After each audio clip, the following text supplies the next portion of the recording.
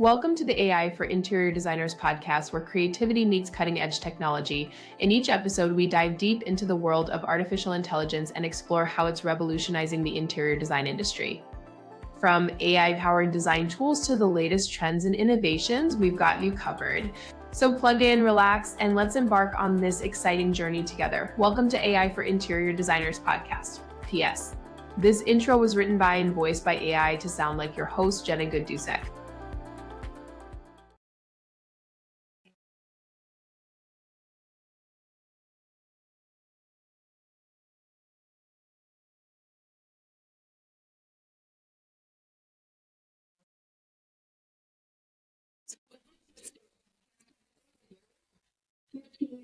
Was 16, I did vacation, did post that week.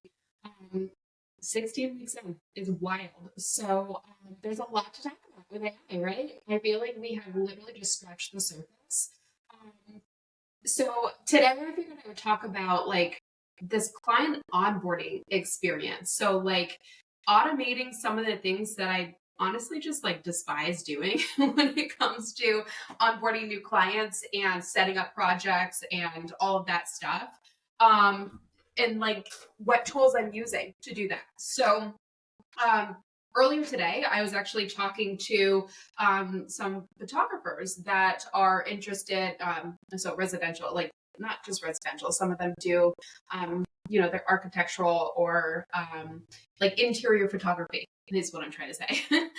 Very, very smart guys. And I met one of them in Long Island, on Long Island last week. So anyway, I was talking to them and all of a sudden I was just kind of like, like I build these GPTs and they do specific tasks for me. And, like that's how I use ChatGPT. I know people use it differently, but like that's what I do. And so I super fast was just like, oh, here's a GPT, and I gave them the rundown. They were like what?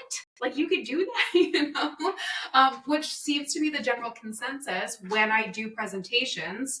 I did one last night too for Emily Yates in I want to say she's in Arizona because the time zone always confuses me. So I did one for her design edit group of designers. And it was kind of the same thing where it's like, as simple as for me, what I teach it is not simple for the majority of people. And that all kind of starts with this conversation of custom GPTs, which I've done a whole other episode on before. But today I figured I would specifically show you something that I did earlier today as well. And that is turning basically a Zoom conversation that I had with a potential client into a proposal that is written in the most efficient way that I have ever crafted proposals in the history of my business. So let's just dive in to what that means, because I know that sometimes like your eyes might glaze over when you hear me talking about some of these things with ChatGPT and AI and all the capabilities, but let me apply it to a real life situation for you, okay? And this honestly, like I said, I was talking to photographers earlier. This is really kind of for all businesses that are service-based like this, where like you might do that onboarding conversation or like a discovery call or something like that and capture that information. You can utilize it. It doesn't just have to sit there in a Zoom recording somewhere. Okay, so here's what I do. So first things first, I get an inquiry, whether that comes through my website or it's a referral. This particular instance, it was a referral from the builder that I work with / architect for a friend of a friend that lives in Brooklyn. So I met with this lovely lady. Honestly, was it last week or this week? I don't know. So at some point recently, I met with her for about a 20-minute call just to understand a little bit more about her project and what her goals are for that project. So this was a Zoom session. So the initial email that I got was, hey, heard about you through the architect, and I would love to see if, I could hire you for some services for like basically renovating my apartment. I guess it's a co-op. So her home. So I was like, yep, absolutely. I am testing Motion right now, which is basically like this AI calendar thing. I will hopefully report back on my findings, but right now I'm testing it. So it is a calendar program where basically I can put in like to-do tasks, and it will use AI to like time block with those tasks around my calendar. The other component to it that I'm hoping will replace my Calendly subscription, though I do like Calendly, I just want everything in one place, is that I can also send out a booking link, and it will give, like, in whatever increment of time you're looking for, it'll give my open availability through the calendars. So I was always having issues like syncing my calendars, getting everything like, because I've got a million emails. And so sometimes I'll just like start to put something in my phone and then it'll go to the wrong email. And then, somebody books the time because it was open in Calendly, but it wasn't open in all of them. So I'm hoping that this would avoid that and also be that one-stop shop for like booking out everything and seeing like my up-to-date availability. So anyway, I sent her the booking link to Motion when I followed up with her from the original email. And I said, okay, here, go ahead and select some time. Let's get you in. Let's chat. Let's do a video chat. If you don't know already, the majority of my work is virtual and has been since 2015. I prefer it that way. I just don't love traveling everywhere. So ever since I actually lived in the Bronx in 2015, that's when I started practicing remotely. So this is, easy for me, like to have this onboarding sequence. And I think a lot of people probably went this way too around COVID times, right? Like just how can we streamline all this stuff so I don't have to go anywhere when it's unnecessary to do so. So I sent her this booking link and I was like, let's chat. So she booked a time. We met. My Motion calendar, just like my Calendly one, hooks up to my Zoom. So it creates, a Zoom room and a link and everything when it's booked. Okay. So we had this conversation through Zoom. Now, Zoom also has AI integrations. So I have not explored their AI. They're like note takers, those types of things. But I have been playing around with some like third party note takers that link to like any of my recording videos. So sometimes I'll be in like a Google Hangout, sometimes I'll be in a Teams meeting, depending on who sent me the request. But primarily for me, it's Zoom that I use daily when I'm booking my stuff or if I'm hosting an event. So I met with her on Zoom and I had my AI note taker called Fathom, Fathom, which has just proven to be my favorite. I was testing a few others, but this one I really like. And this is why. When it's in its recording, which is automatic, so I've set it up so that every time I open a Zoom, it is there, it shows up and it records and it takes notes, okay? So I start the Zoom meeting. It comes into my meeting as if it's a person. It says Jenna's Fathom note taker, and it's recording the entire session, which is also pretty great because I'm pretty sure my Zoom storage is like, okay, clean me out already. So what it's doing is when the meeting is done, it sends me a recap. Literally within minutes too. Like, how Zoom sometimes takes a while to download the recording, get the recap, all that stuff. This is literally within like less than 5 minutes that I get these recordings back via email saying, okay, it's done and processed from Fathom. So Fathom technically like records, and then what it's doing is it's taking notes the entire time. It's taking timestamp notes that I can view in a few different ways. So I can look at them in like chronological order. I can look at them, as like a Q&A format. There's so many different methods for me to be able to get the information that I'm looking for. Let me just go through some of these other options for like the summary that it provides you along with the recording. Okay, so we've got the chronological, like I just mentioned. We've got general, which is the most used, they say. Q&A, like questions with answers. Sales, so you can unpack like prospects, needs, challenges, and buying journey. There's a few different sales options on here. There's a demo, so if you're doing a demo for somebody, you could have that recap format one-on-ones. So if you're doing mentorship or one-on-one with a client, design stuff, that's all in there. There's customer success, candidate interview, project kickoff with visions and targets. Ooh, didn't even see this one, but maybe I should be doing that. So anyway, it's recording. It's giving me a transcript of the conversation. It's documenting all of the notes on the side panel here. It shows like when people share their screen, when they didn't, like, I don't know if you need that info. But then it gives you action items. So it gives you like a checklist of things that you talked about that you need to potentially follow up with afterwards. So that is right here. And then the beautiful part of all of this is that I can share the link to the recording, which also has the recap on this page, right directly from Fathom. So the recap is done. I don't I've done mentorship calls for a very long time.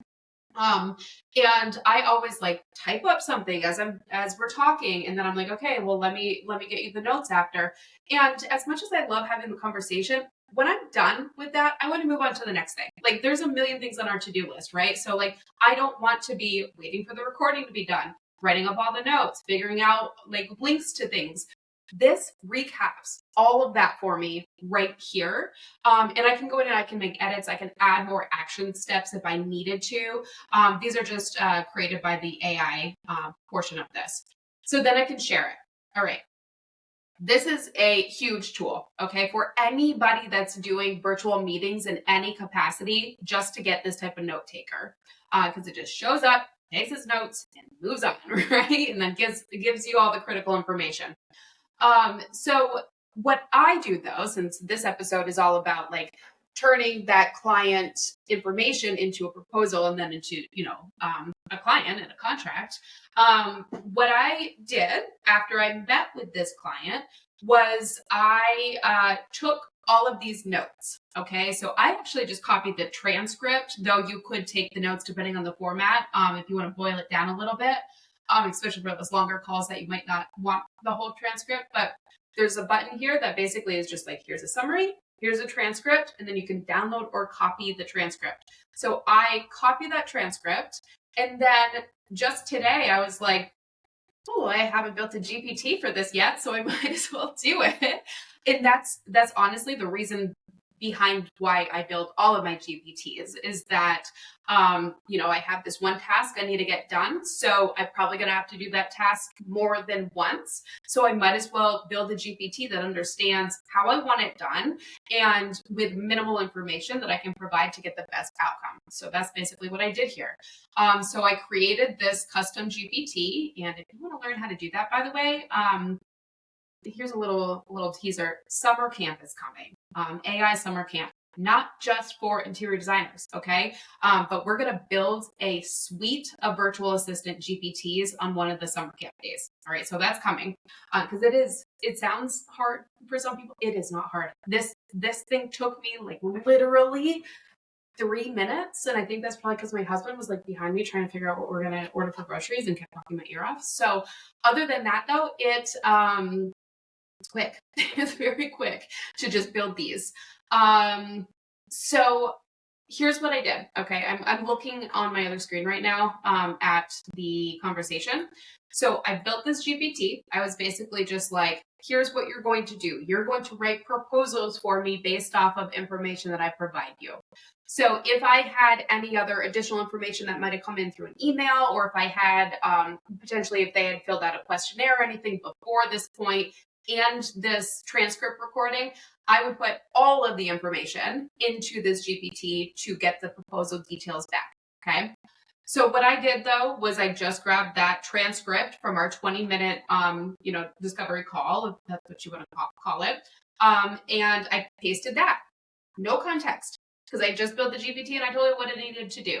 So it comes back to me with interior design proposal, beautifully formatted. So client information, it has the name, contact details, project address, and then a brief description of the client needs and preferences. So literally just boiled down everything that we talked about for 20 minutes into a 2-sentence paragraph that recaps what her design goals are, and what her aesthetic is. Wow, that's a hard one to say. And then below that, it just keeps going. Okay, so there's a lot of info here. I did not include all this info in the actual proposal.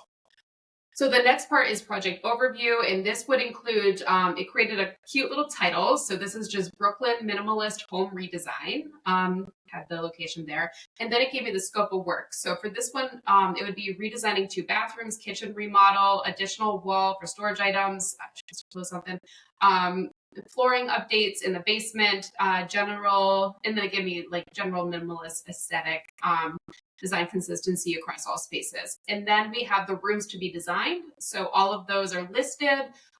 Specification requests. So like minimalist design with hidden storage solutions, conversion of bathtub to walk-in shower and upstairs in the bathroom. So things I would have just been writing down in note form or typing in note form here. They're all here, just listed from this transcript for me. All right, so we get into that, and then we get into functionality requirements, and then it gives us like a new section, and that new section is design concept, and it has pegged this style as contemporary minimalist, which I would agree. Color scheme, gave me a little color scheme here. Design elements, so sleek functional pieces with hidden storage, talks about the flooring that she's really wanting to achieve. Then we get into like a breakdown of materials and finishes. So like flooring finishes, wall treatments, it gives ideas for what this could potentially look like. I didn't ask it for pictures, though I probably could have. But for this, I just need images. I actually did make images for the proposal, but I took this information from this and I put it in Midjourney. I didn't actually do it here. Okay, so then we get into layout and floor planning and 3D renderings, and then we get into budget and timeline. So I did give it my hourly rate and how much I charge for rendering. So it factored that information in here, and then it came out with the timeline for phase 1 through 3 and then expected completion time. So it gave me all of that, and then a few there's actually a section in here for sustainability and wellness considerations, which I thought was really nice too. And then it has like lines to sign, like approval form. I don't send it this way. What my next step was actually okay, so I copied this. You can do one-click copy, right, from your chat GPT. And then what I did was I went over to Canva. And I put it in a Canva doc, okay? So I put it in my Canva doc, just copying right here. I edited things out. So I removed some of these details that just were not critical for this. And then I added other ones. And then I adjusted like my fees, just for this scope. So I put this all in that Canva doc. And then at the same time, I was in Midjourney taking some of these pieces about the style and literally just pasting those into Midjourney to create imagery for my proposal, like deck, okay? So after I put it into Canva, there's this feature on here where basically you can do decks to docs, docs to decks. You could do it backwards too. So if you do a document and then you go up to the magic switch option, you can say convert to presentation. So you can transform your document into a presentation. Okay. So if you wanted to do that, you could absolutely flip it, make it a beautiful little presentation. For this proposal, I kept it simple because my next process and my step is, the actual project and getting payment and all of that stuff. So in this proposal, I had left it with one thing at the top, and I left it in a doc here, which technically I could then download as a PDF. Okay. So I added my logo. There was a template in here for creating proposals. So I actually selected that document template. And then it just made this beautiful, like itemized list for me with all that information that I just took over from ChatGPT and then, made my own. Now at the bottom of the proposal, I say to move forward with this project, please purchase the service here. Now that is where it connects over to my MyDoma portal. Okay, my MyDoma portal is basically where I onboard from this step moving forward. So I send this PDF in the email, which then also at the bottom has the next steps. So move forward with purchasing. And then like once you purchase, it does say here on the proposal, once you purchase, and I do have like my contract is right there before they make the purchase.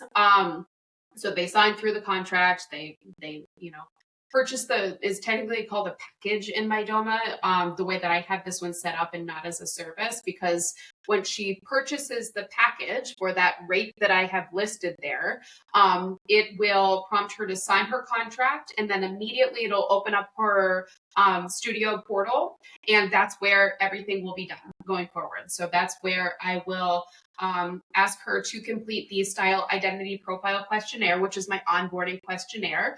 I have embedded that from my Typeform, which is where I have always created my questionnaires.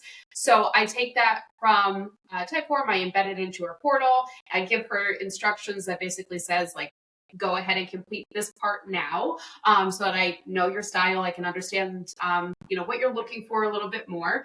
I think mine has about 23 questions on it. It is available on AI for interior designers, and it does come with some of the classes too.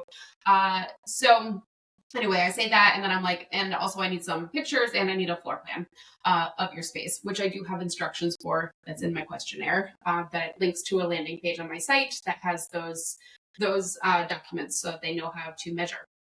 Okay, so that's basically it. Like I send this proposal, I say move forward with a purchase here, which is a link that goes over to this package that I created in my DOMA.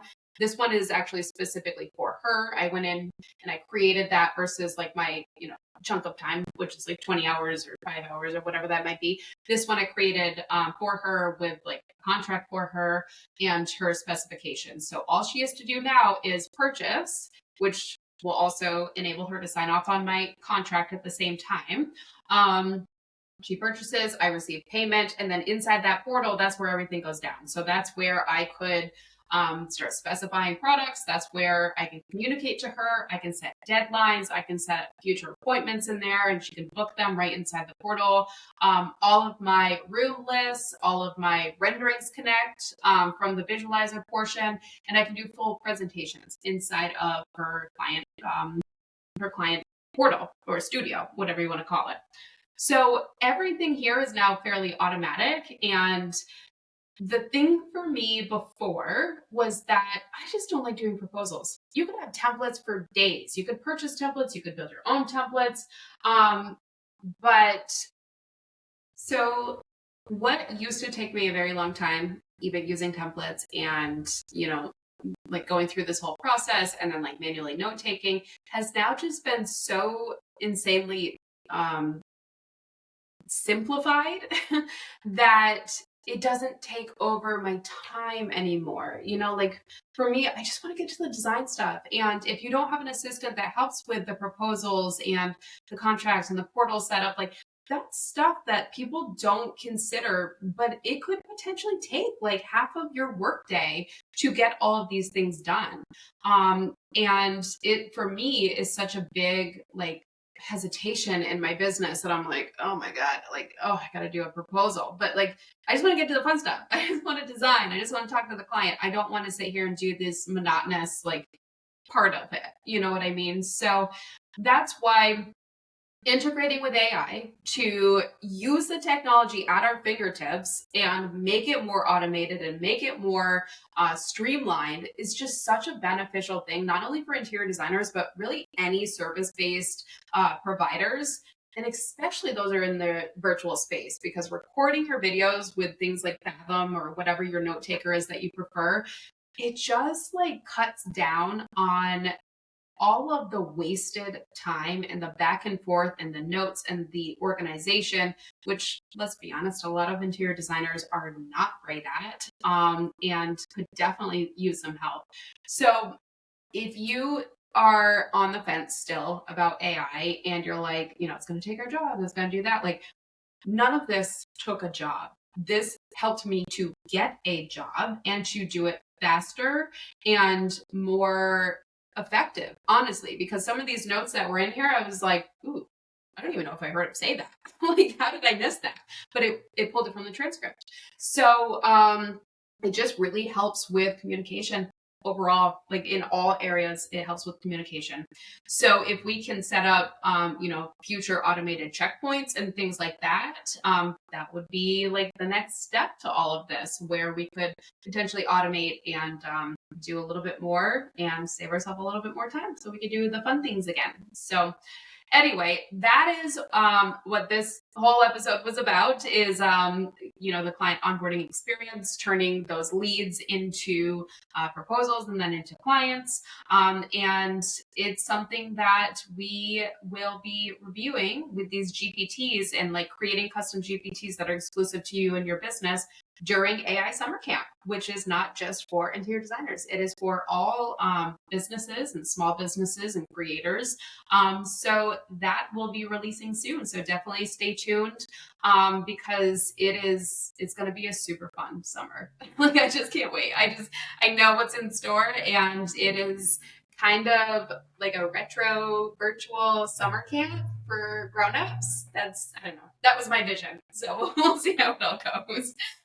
But that's it for me today. I'm going to keep it short and sweet again. And I will see you next week for episode 15 of AI for Interior Designers. Please go ahead and subscribe. I always forget to say that, but I am also on YouTube. If you're not able to subscribe or whatever in the way that you're listening right now, which I am working on, I'm producing this whole podcast myself, so bear with me. I gotta figure out a few things. Hopefully you can listen through Podbean. If not, I do post these every week to my YouTube channel. So you're welcome to go there, leave some comments, let me know what you want to learn about, and I would be happy to talk about it. All right? Have a great day, guys. Thank you. Thanks for listening to today's episode of the AI for Interior Designers podcast. Don't forget to subscribe to this channel and tune in next week for more AI tips for your design business. See you next time.